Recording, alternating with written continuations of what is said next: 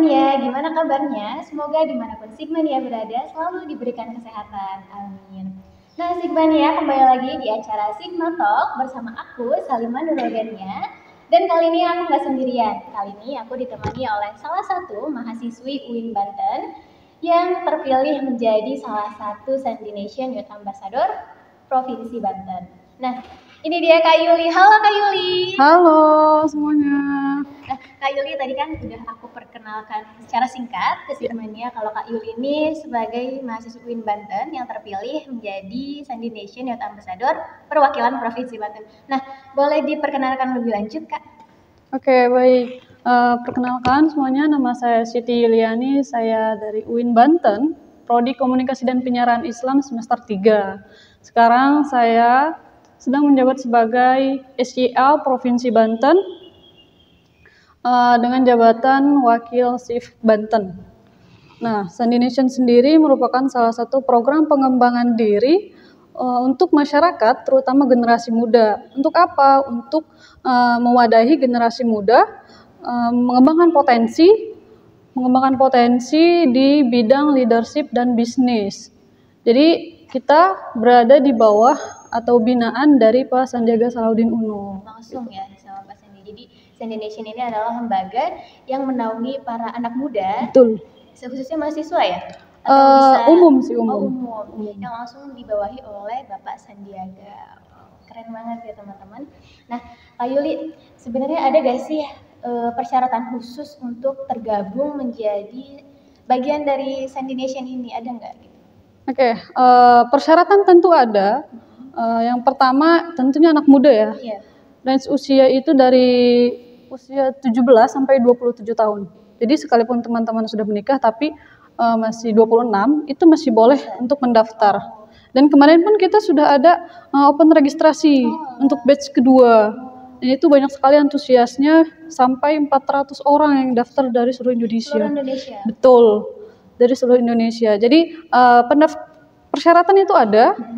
Yang pertama usia, yang kedua pasti yang ditanyakan itu skill ya, skill dan mau berkomitmen untuk berubah atau untuk menjadi pribadi yang lebih baik dan mau dibina. Karena kita lebih ke soft skill. Soft skill itu lebih ke kepemimpinan. Sandination kan Sandination for a Better Nation ya. Jadi kita dibina untuk gimana sih jadi leader yang baik gitu. Terus gimana buat jadi seorang entrepreneur. Kita juga ada kelas-kelasnya, kita juga ada bootcampnya.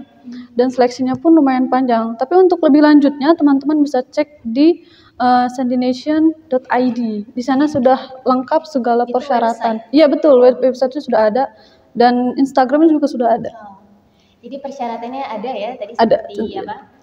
Anak muda. Anak muda tentunya. Memiliki skill tentunya dan untuk persyaratan lainnya teman-teman bisa lihat di websitenya Sandination. Nah, Kak Yuli kan sekarang ini masih menjadi mahasiswi aktif ya. Betul. Semester 3 Semester 3. Masih muda sekali teman-teman. Nah, gimana sih cara Kak Yuli buat membagi waktu antara kuliah dengan organisasi? Karena kan dua-duanya ini sama-sama penting dan sama-sama sibuk tentunya kan. Gimana sih cara Kak Yuli dalam membagi waktu agar gak ada yang terabaikan salah satunya? Oke, baik. Ini pertanyaan yang sangat penting sebenarnya, bagaimana cara manajemen waktu.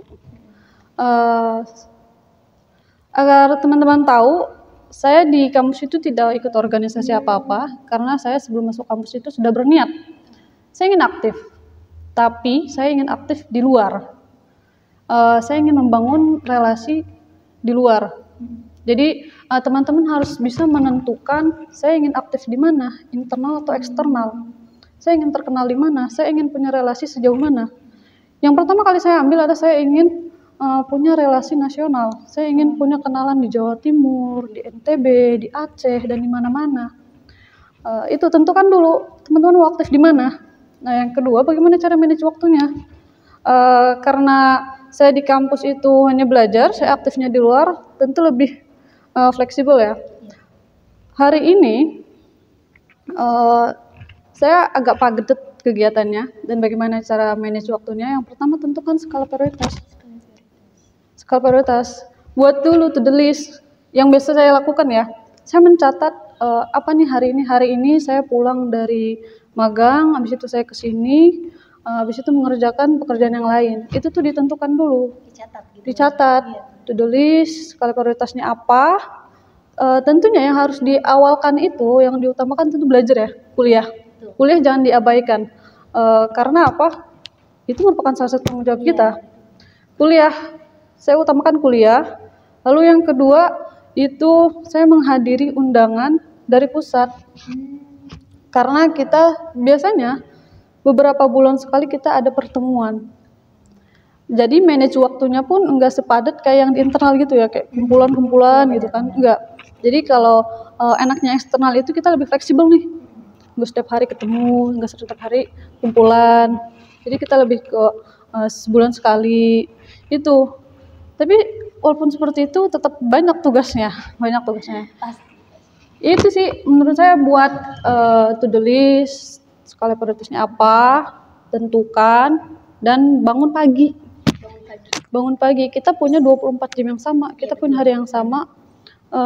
Jangan sampai satu acara itu menguasai hari kita semua. Itu namanya sibuk ya. Beda antara sibuk dan produktif. Produktif berarti kita menghasilkan. Kalau sibuk, ya udah kita ikut acara satu di seminar, udah satu hari dong gitu kan. Tapi nggak ada outputnya buat perubahan diri kita. Jadi teman-teman harus bisa membedakan antara produktif dan sibuk. Dan mana yang utama, yang wajib, dan mana yang itu bisa entar dulu itu, yang kedua kan itu. Tapi yang utama sih kuliah sih. Kuliah. Itu sih Kak. Jadi tipsnya tadi itu ya, apa? Kenali dulu kita. Kenali diri kita. Mau fokus di mana? Betul. Apakah di internal atau eksternal? Nah, terus kemudian tadi ditulis ya Kak ya? Ditulis. Semua jadwal-jadwal ditulis agar kita bisa ingat terus gitu. Karena kan nggak ada yang ingetin ya. Iya, buat acuan. Nah, terus kemudian tentukan skala prioritas. Mana yang mau didahulukan. Betul. Dan pastinya yang didahulukan pasti kuliah. Kuliah belajar dulu, baru belajar. organisasi. Baru organisasi, betul. Nah, Kak Yuli, gimana sih? Ada nggak tips-tips ala Kak Yuli buat mungkin Sigmania mau jadi seperti Kak Yuli nih yang Masya Allah hebat sekali ya teman-teman. Ada nggak tips-tips ala Kak Yuli?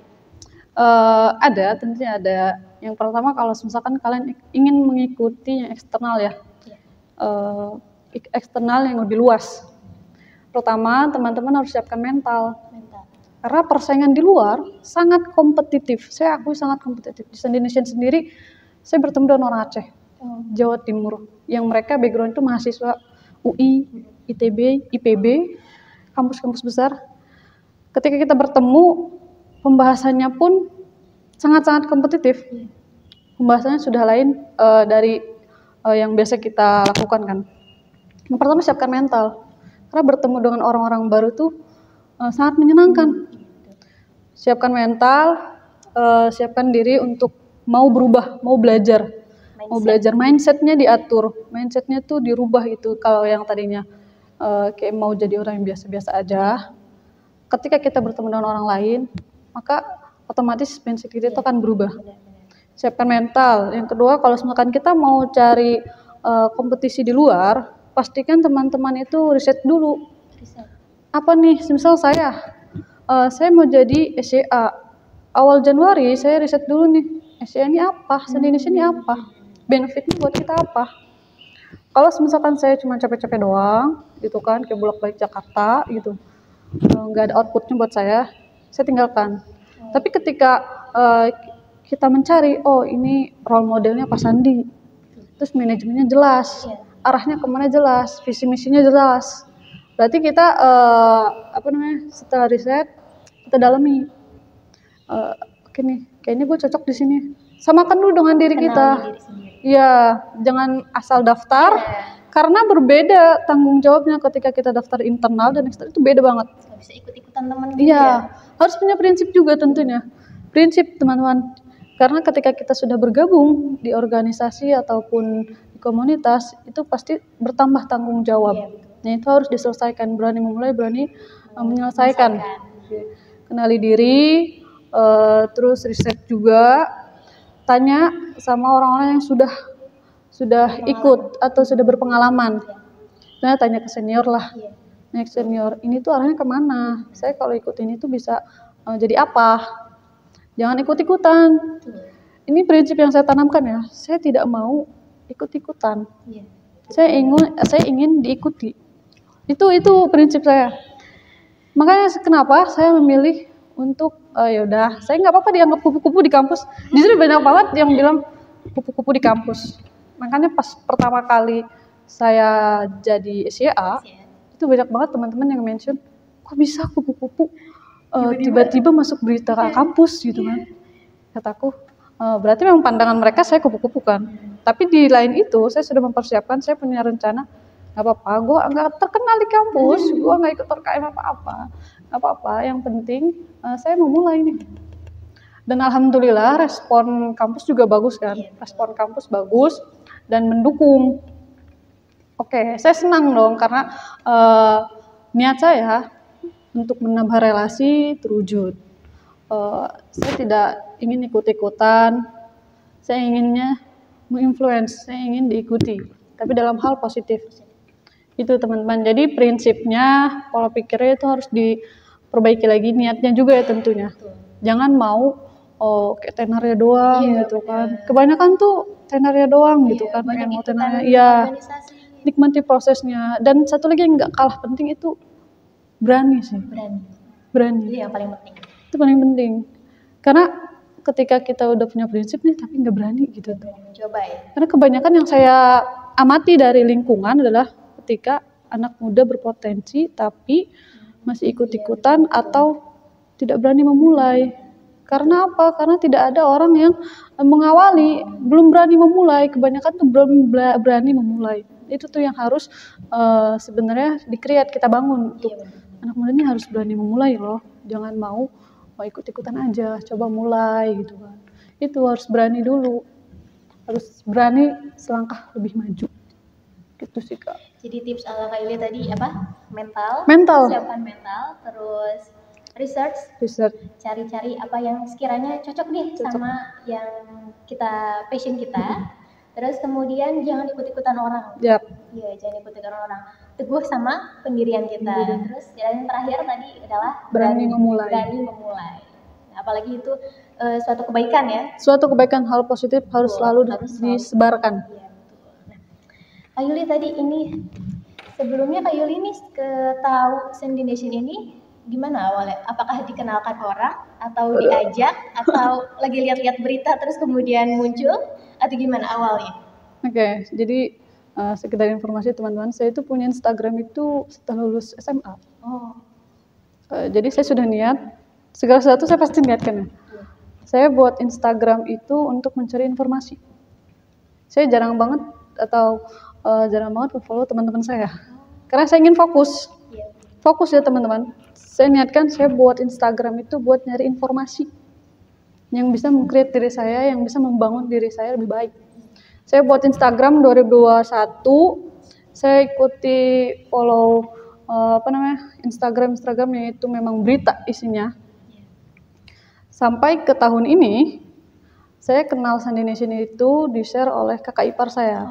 Jadi kakak ipar saya nge-share ke saya, ada open registrasi Sandi Nation. Kataku, Sandi Nation apa? Aku carilah di Instagram kan. Aku cari di Instagram, oh iya followersnya tuh banyak. Komunitasnya penuh jelas, role modelnya udah jelas nih. Oh Pak Sandi, Menteri Kemenparekraf gitu kan. Oh aku ikutlah, aku inget banget. Aku daftar karena penutupan tanggal 30 Januari, aku daftar di tanggal 28 Januari. Udah mepet ya? Karena riset dulu. Ini kalau gue ikutin dapat apa sih gitu kan. Riset dulu nih. Dari situ lolos tuh tahap berkas. Seleksinya lumayan panjang Kak. Lumayan panjang, itu sampai 3 bulan kalau salah. 3 bulan? Iya. Seleksi berkas, terus ada seleksi wawancara. Setelah seleksi wawancara, ada seleksi FGD. Setelah fokus group discussion. Kita dipertemukan dengan anak muda baru, orang-orang baru. Yaitu mereka tuh berprestasi di bidangnya. Saya kaget banget saya disatukan dengan orang NTB, orang Lombok, orang Jawa Barat, sama orang Makassar waktu itu. Kita FGD, kita dikasih satu case-nya itu pendidikan. kita mengambil tema tentang krisis karakter. Kita ngambil pendidikan dengan tema pendidikan karakter lah istilahnya gitu. Setelah FGD kita ada presentasi. Dipresentasikan hasil diskusi kita. Setelah dipresentasikan ada pengumuman 48 besar yang masuk ke tahap selanjutnya. Dari 270 orang. Itu yang batch 1 ya. Yang batch 2 ini sampai 400. Setelah tahap presentasi diumumkan, saya kira udah lolos, ternyata belum. Ada lagi tahap yang namanya bootcamp. Ini tuh tahap yang sangat menentukan. Bootcamp itu jadi kayak kelas pembekalan buat duta-duta gitu. Jadi kita diajarin tentang grooming, tentang etika, terus tentang politik, tentang entrepreneur, tentang leadership, public speaking selama 1 bulan. Ya, jadi selama 1 bulan itu saya full di rumah setiap hari Sabtu. Saya full di rumah, kita mengikuti Zoom karena itu wajib. Setelah bootcamp, ada namanya nilai yang keluar. Karena itu ada penilaian, kan ada assessment, ada ujiannya juga Kak. Itu yang sangat-sangat krusial. Jadi yang setelah bootcamp tadi itu ada ujian. Ada ujiannya. Setelah proses yang panjang. Iya, masih ada lagi ujian. Masih ada lagi. Saringannya ketat banget ya, Kak? Ketat banget, kayak dari 270 orang. Yang masuk itu 50. Itu di seleksi keempat kalau nggak salah. Nah, sekarang nih fixnya nih ada 30 orang. Dari 200 orang. Iya. Jadi kalau teman-teman mau tahu jumlah keseluruhan SYA yang sekarang nih itu ada 30 orang. Karena banyak yang tereliminasi di bootcamp. Nah, di bootcamp itu tuh ada award kan namanya tuh. Ada penghargaan nilai tertinggi. Dan alhamdulillah saya mendapatkan best of participant. Di top 3. Yang pertama ada Aceh, yang kedua Jawa Barat, yang ketiga saya mewakili Banten. Nah, alhamdulillah setelah itu dinyatakan lulus dan sah menjadi Indonesian Youth Ambassador gitu Kak. Jadi prosesnya lumayan panjang. Total berapa lama dari pendaftaran kan Januari, Februari, Maret, April. April tuh kita bootcamp atau Juni gitu. April, Mei.